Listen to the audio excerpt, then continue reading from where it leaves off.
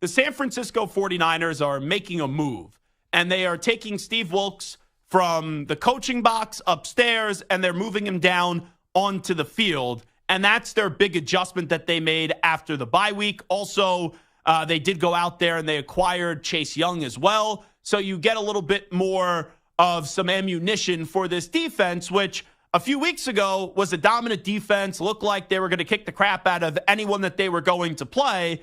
And really, the last few weeks, they've started to look human. And that defense did an awful job up against one of the better quarterbacks in football in Joe Burrow. So the San Francisco 49ers now sit at 5-3.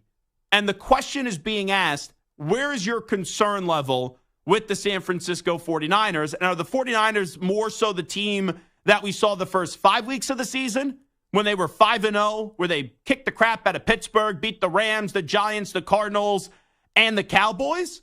Or are they more of the team that we've seen the last 3 weeks where it came right down to the wire against Cleveland, they lose. Comes right down to the wire against Minnesota, they lose. And then you did have the Cincinnati Bengals show and assert that they were the better team for the majority of that game.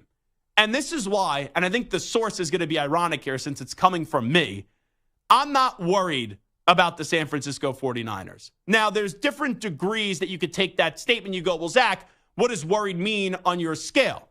I still believe the San Francisco 49ers are a playoff team. No crap. I still believe the San Francisco 49ers are going to win the NFC West. I said going into this season, they're one of the better teams in football. I still believe at the end of the year, they'll be one of the better teams in football. But before the season commenced, I did not pick them to represent the NFC in the Super Bowl because I believed that the Philadelphia Eagles are a better team.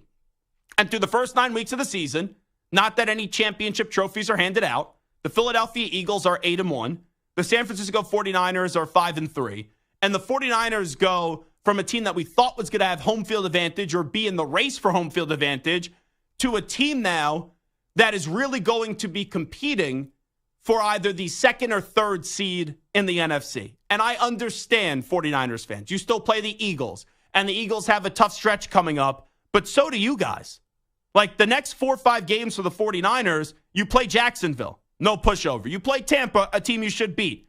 And then you go in a 3-week stretch where you're at Seattle on Thanksgiving Eve, on Thanksgiving night. Then you're in Philadelphia, and then you have another game up against the Seattle Seahawks. And oh yeah, by the way, you still have the Baltimore Ravens on your schedule. So to think, when you already have a slim margin and making up ground to get the number 1 seed and have home field advantage, run through Santa Clara to get to Las Vegas for the Super Bowl, you almost can't make a mistake. Even if the Eagles fall, it's not as automatically as you jump up and take their spot, because as you both go into week 10, I know the Eagles are on the bye, and you guys have a game up against the Jaguars, you're sitting there at 5-3 and the Eagles are 8-1. But I think previous history matters. And I was just talking to Channing Crowder, former NFL linebacker, and does a great job inside the NFL and on the Pivot podcast. So let me just say this right out of the gate. The Zach Gelb show is with Channing Crowder over Brandon Marshall in this big dispute and feud that's been going on through the last 2 years. But with all that being said, Channing Crowder just asked me, and he does a local radio show in Miami, Zach, why are you out on the Miami Dolphins, but when other teams fall, you're still in on them? And I said, when I'm out on the Miami Dolphins, I still believe they'll win the AFC East. I still believe that they could win a playoff game, but expectations change when the Dolphins get off to this hot start. And I went from thinking the Dolphins were a Super Bowl contender to when you lose to Buffalo, you lose to the Eagles, and you lose to the Chiefs. I think your limitations this year are just going to be a good team, not a great team. And he goes, well, the Eagles lost to the Jets, and the Chiefs, right, they've lost to the Broncos. The 49ers have lost 3 in a row. Why don't you change your expectations for those teams? And I said to him, because previous history matters. And there's some teams that have the benefit of the doubt.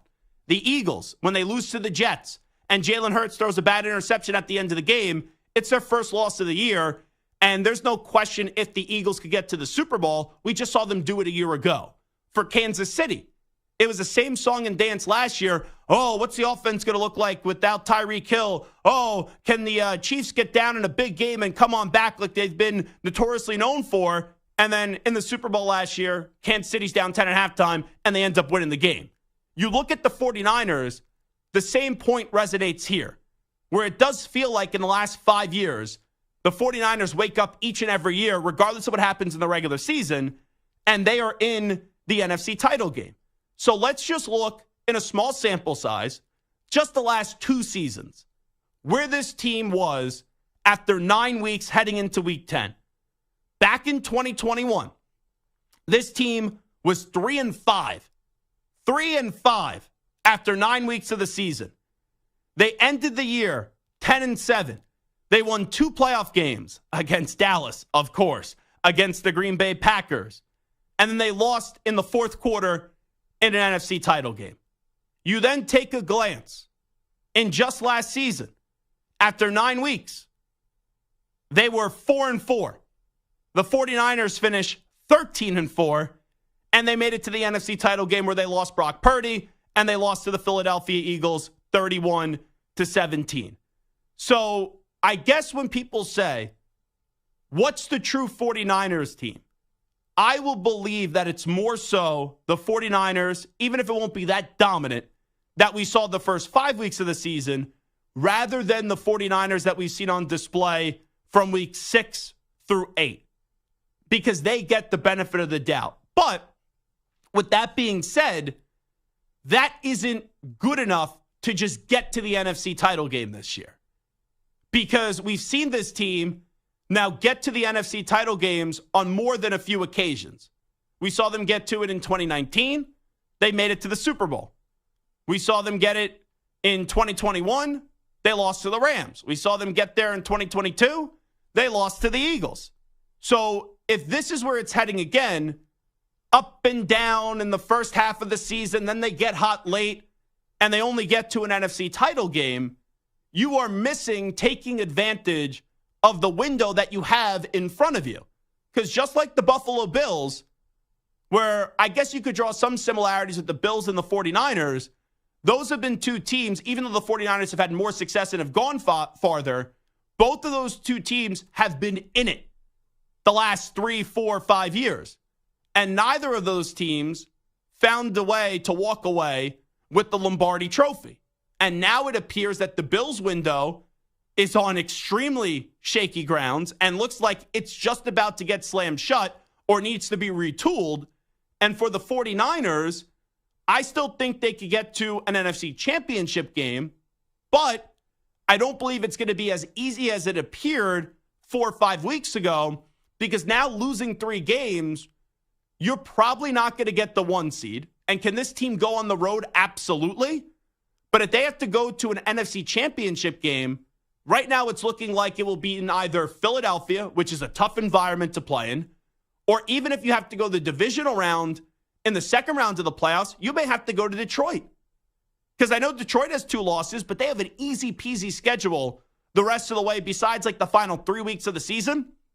And the Detroit Lions, if you're telling me they have a home divisional round game coming off a home wild card victory, and they have an opportunity to go to the NFC title game, and Jared Goff doesn't have to go on the road, that game becomes a whole lot more intriguing than probably what we thought it would be 3, 4 weeks ago.